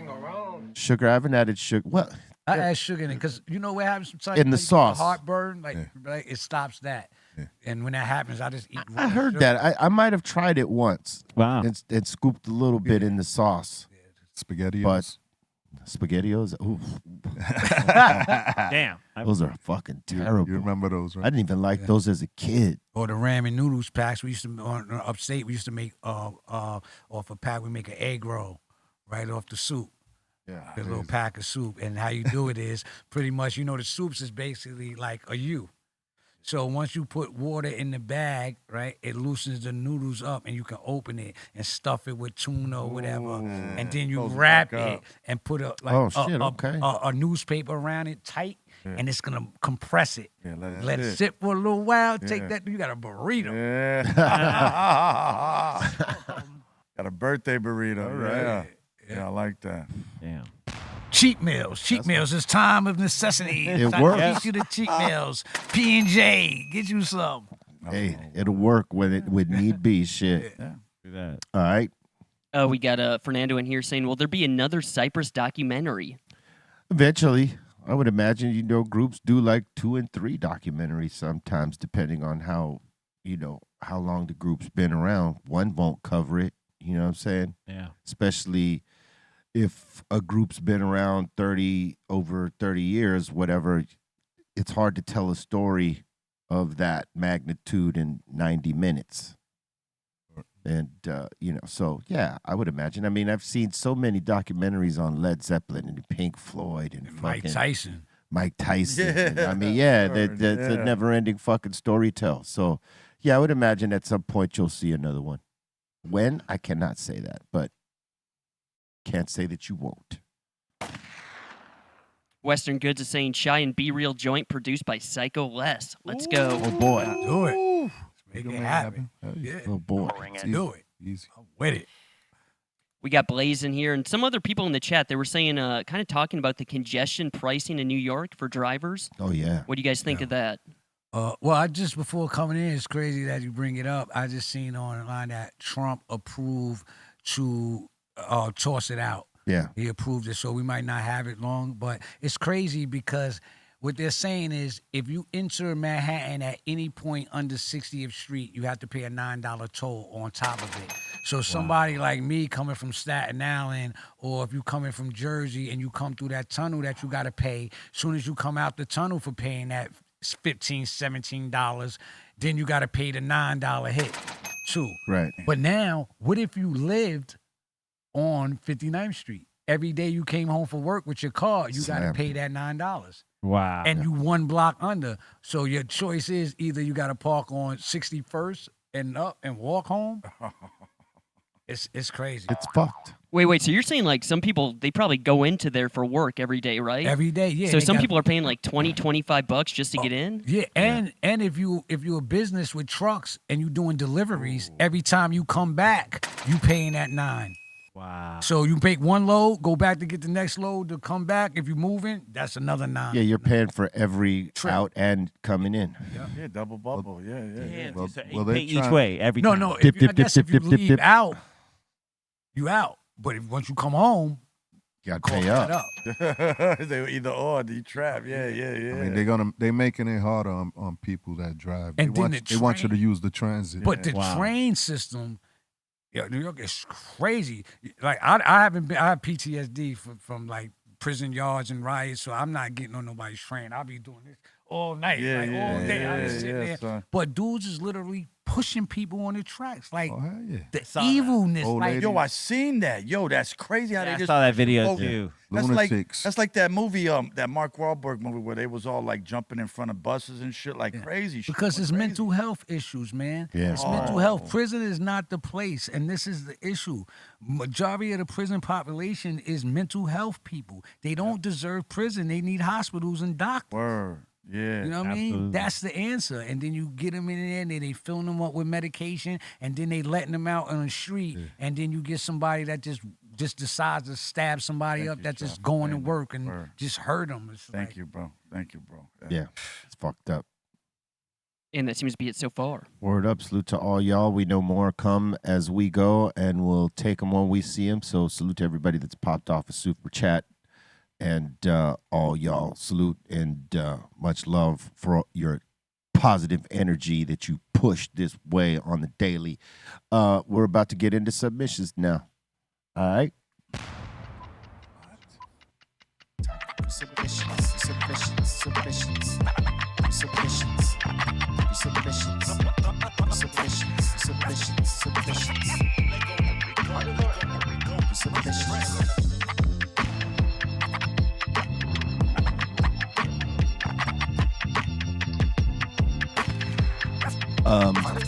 Our monitor's off, so we can't see any of these submissions. Oh, Yeah, your we monitor? really- Oh, really? Yeah, it's not on. Here, we'll Something's going on. Hell. be walking over to you right now. All right. I was going to ask you, how was that Lakers game, Be Real? Oh, you had to bring that up, huh? Well, we were doing very well. They were up by as much as 12 to 14 points at one time, and then they just start missing shots. They go cold. Luka was cold last night.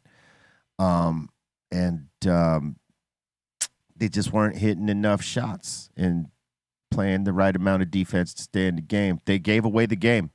I mean, it was like, it was a close game.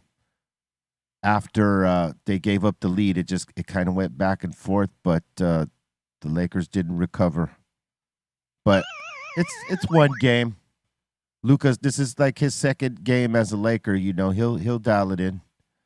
They were playing pretty good in the first half. Just that third quarter, fourth quarter, they fucking, they just start making some badass decisions, bad shots, and then shots they should have made, they didn't. And then, old boy right here, AR-15, he got ejected from the game. He apparently dropped too many fucks to the ref. Freedom of expression, dude. This is the one and only game he's been ejected from. This is the first time he's been ejected in a game. That's how pissed off young AR was. Austin Reeves. Look at that. Austin Reeves. He's dropping the fuck bomb too many times for the ref sensitive ears. Language, people. Language. Language, people. Language. But I mean, hey, it's the first game after the All-Star game. It's all good, It's nothing to be alarmed about right now. We'll see what happens. But yeah, Luka was cold last night. As cold as our building in the morning. Oh, shit. Pretty fucking cold. Ice cold. All right. Say LeBron's still killing it. Oh, LeBron was killing it last night. You can't say nothing about LeBron. The man was, doing what he was supposed to do. Compression sleeve. Yeah. I mean, he kept us within striking distance. We could have totally, scooped, dug out the game, but it didn't work out this way. Mr. Ball here, Mr. Ball was just balling. That was deep. LaMelo was, he caught fire in that fourth quarter. I mean, it's all net. Yeah. He's a good player. He's way better than his father was. He's way better than his two older brothers. I mean, that dude can ball. Ball out. He could totally ball out, that kid. He was shooting 3-pointers from his fucking hip and knocking them down. Yes. That's crazy. Yeah. So, Luke, they got us last night, Charlotte Hornets. Ballin'. All right, we got Whitney. Just so you know, Whitney yelled at me the other week because I called him a female instead of a male. I thought right. Whitney was a chick. Sorry about that, Whitney. It's very, very rare when you find a dude named Whitney. True. But it does exist. I never heard this first time for everything. It, First time I ever. Yeah, I got almost a threatening email. Hey, Colton, just so you know, I'm a guy. Fucking guy, dude. But he's saying, what up to the table? Got a little chicken and waffles here. Okay. Ooh. Yeah. That's laid out real nice. And he's saying, yo, Trace, I didn't even use the syrup. Yeah, you really didn't have to. You could have just like little swizzles, but like, yeah, that's enough sugar to not have to use the syrup, son doobie. But I mean, I bet that drink right there was extra sugary too. Yeah, that shit look like That looks like some sugar, son. That looks good. That looks good, man. Sugar in a cup. That looks good. I remember a drink that used to look like that. What was it called? Not mudslide. Yeah, what is it called? I mean, in that angle, it looked like something else. Bailey's. There you Bailey's, go. yeah. Bailey's. Kahlua, Ooh, Bailey's, there you go. and the rest. All right. All right, we got West Coast Creation saying, yo, shout to you guys. The Lyrical Hammers party was off the hook. Yeah. Brass. Dope. Yeah, it That's was. a dope pick, man. Where are you guys? We all had the drinks for the after. Dope, man. I was just trying to make sure I knew the words to the new songs. it sounds good. Yeah, for real. You guys killed it. All right, we got a Who Could It Be now in here showing off some old art of legendary Big Pun. Oh, shit. Nice. Hell yeah. That shit look crazy. Yeah. TS chain. And we got Biggie as well. Wow. Oh, dope. That's a whack Biggie. That looks It kind of fun. looked like Ralph Cramden a little bit. Looks like He said, To the looks, moon. looks like Al Capone. Alice to the moon. Yeah. Looks like King Mikey. King Mikey. Shout out to King Mikey. Yo, Mikey. Thanks. Like that. All right, we got McLovin in here saying, at the beginning of February, I went to, is it Creep Econ or Creep IECon? I've heard a couple different things, but he's saying this was at the Ontario Convention Center. Oh, wow. I was honored to meet John Bernthal. He's saying y'all might recognize him from Shane from The Walking Dead. And the Punisher, man. That's Wow, the right. Punisher Rad, that there. dude is rad. Yeah. He's a dope actor, this dude. Yeah, he was in Sicario too. He's been in a lot of flicks. Yeah, And he's good. Yeah. And he's a weed head, too. Yeah, yeah. That's We got to get old John up in here. Yeah, Doug. Salute. that's dope, man. Hell yeah. And I he's was gonna say, didn't like Pedro or one of you guys have a video? You guys smoking together and Pedro. okay. I was not here. I know one thing. This is the first podcast that ever made me hungry. Say, yeah. They do this to us on a daily, Shop. Yeah, dude. You know what I'm saying? This is our punishment happens like in this portion of the show. Well, I don't know about this one. We'll see. Mike B saying he's showing off some pepperoni pizza, but he puts it on English muffins. I would have this. What's wrong with this? Yes. You don't know. Well, What don't you know? I mean, besides the pepperoni, is it turkey pepperonis or something? Yeah, Nah, we this get- ain't no we get- turkey pepperoni. that would, you know what? That would be cool if it was turkey pepperoni. It would Shit. be. It's good, yeah. But that's something for thought. Ooh, look at that. That looks I mean, good. like you could easily, run that on turkey pepperoni. But this looks. I would try this. You know what I'm saying? Absolutely. A pizza on an English muffin. Little tomato sauce, little cheese, little pepperoni, whatever, turkey, whatever. Yeah, nah, you know that what I'm saying? You Yeah, call it that a works. pingish. Got the A bread. pinga muffin. Word, You know what I'm right? saying? I mean, yeah. If you order a pizza and they bring this out, I'd be pissed. Oh yeah, you would be pissed for sure.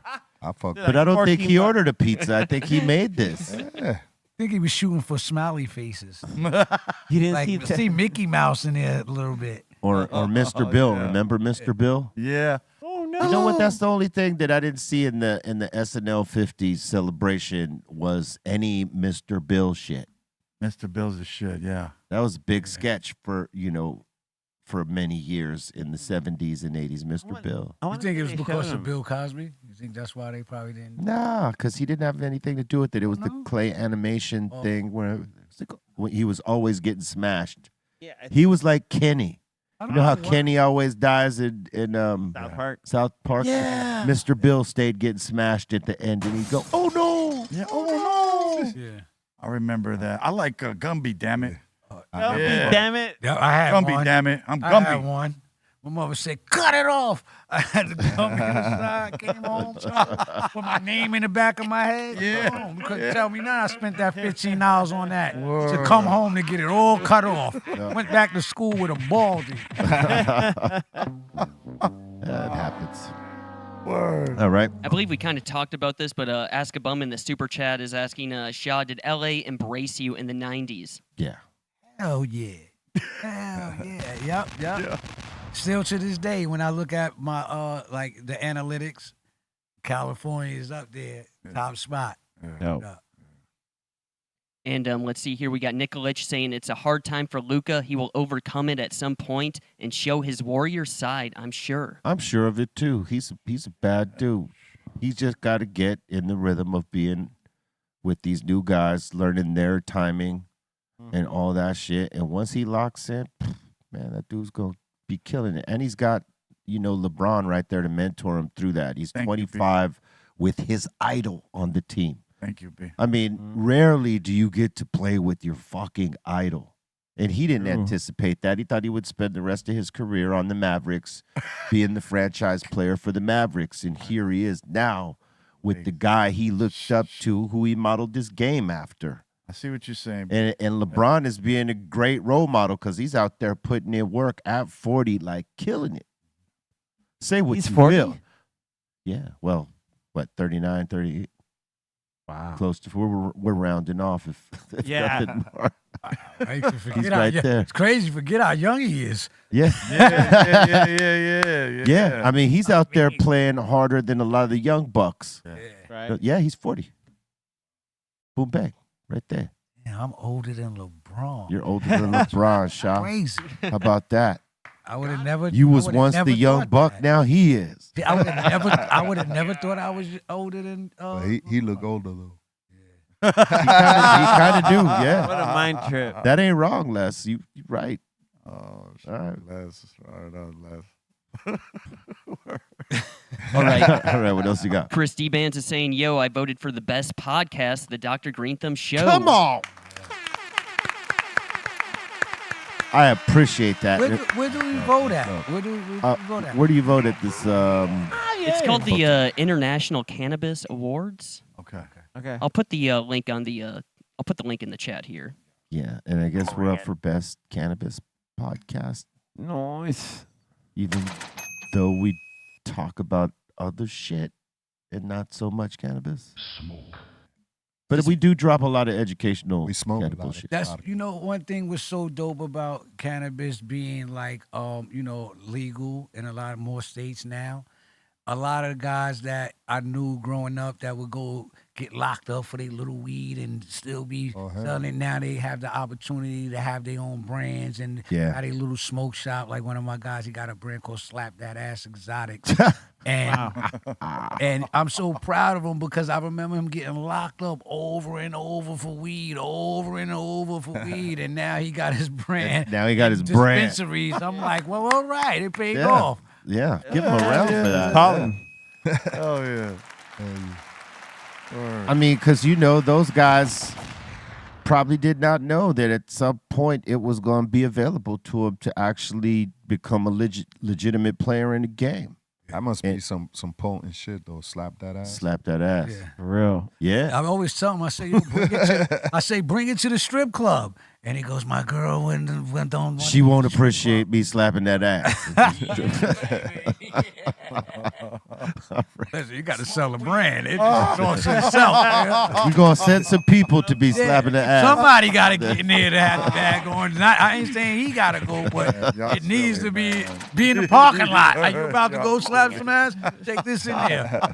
Ass must be slapped. Ask a Bum is saying Sun and Shine should make a group called Sunshine. Oh, Word up. Can't stop the rain. Word up. that's right. Sunshine, you can't stop the rain. That's how it went, right? Missy Elliott, right? Yeah. Yeah, that's right. Stand the rain Oh, I can't stand the rain. against my window. Yeah, oh, my bad. I'll fuck some shit up. Hey, we all do that. There's so many songs that we all fucked up as kids because we didn't have the lyric sheets to them and we just assumed the words. Yeah. For real. I mean, countless amount of songs we did that too. Then when the lyric sheets finally come, it's like, oh man, I had that so fucked up. Yo, you know what does that too? What's that thing? Karaoke. Yeah. Swear you know a song and you be like, You what don't. is that? Till you read that shit, you're like, oh, is How that does- what it says? How does that say this? Yeah, exactly. You know, guys. I mean, Realization happens. yeah. Yo, I love the ad-libs. He just keep hitting me. Like, yo, that shit is fly. That's dope. All right. All right, we got Smokestack Mac in here. He's saying, yo, be real. I'm smoking on that jet fuel. He's got it right here. Wow. Showing off all his funky field tips. And he's also asking for a little joint rating. Oh, what? Wait, where? Oh, there. I was shit. distracted by all the shit right there. But okay, we're to the neck, and I see that. Where's the joint? You don't see it right there. Yeah, it took me a minute. It took me a minute to focus. Camouflaged. It was flaged in the cam. You know what I'm saying? It looks like a musket, son. You know, if I was gonna point it and shoot it and try to hunt something. Yeah, I see the trigger right there. Bolton just point out the trigger right there. That's Humpty Hump. where the trigger's at. When I got a blast, you know what I'm saying? And here's, where the musket, pushes out the projectile. Okay, all joking aside, there's some issues, obviously. From the neck and beyond, you got dips. Shout out reserves. You know what I mean? red line. You got dips, you got craters, you got trigger points. Needs work. That's crazy because I'm looking at it like that looks perfect. I hate to show you my roll up. You be like, what is this? Oh, then this is gonna trip you out even more. I give that like a 3. What? Oh, I ain't even on the scale. Not rolling. It be like, Really, man? Really a 3? Yeah, man, that's a 3. Come on, look at it. See Yeah, everyone at the table is questioning you, B. What? They're like, really? what? A 5? 5. A A 5? 5 or 6. Oh my God! Look at it's pretty. I mean, okay. I want you to argue where you see a 5 Where do you see a or 5? above a 3. I want to hear it. It just sounds so bad because it's a good joint.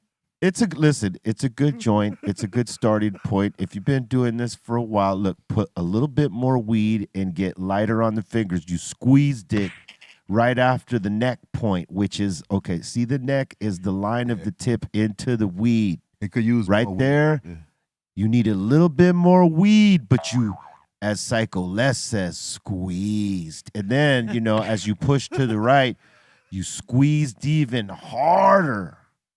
Because look at the bottom. There's a squeeze there, too. Oh man. So you just got to go Put get some more light. weed. Put some more weed in there. It's all right. It's a good attempt. It's still a 3, and that doesn't change in my book. There you go. I can agree. With Smoking. Whatever these guys give you, they gave you, but you asked me. So. that. Yeah. But you had, Damn. you made Three, a point though. on That's that. amazing. Fair point. You made a fair just point saying. on that.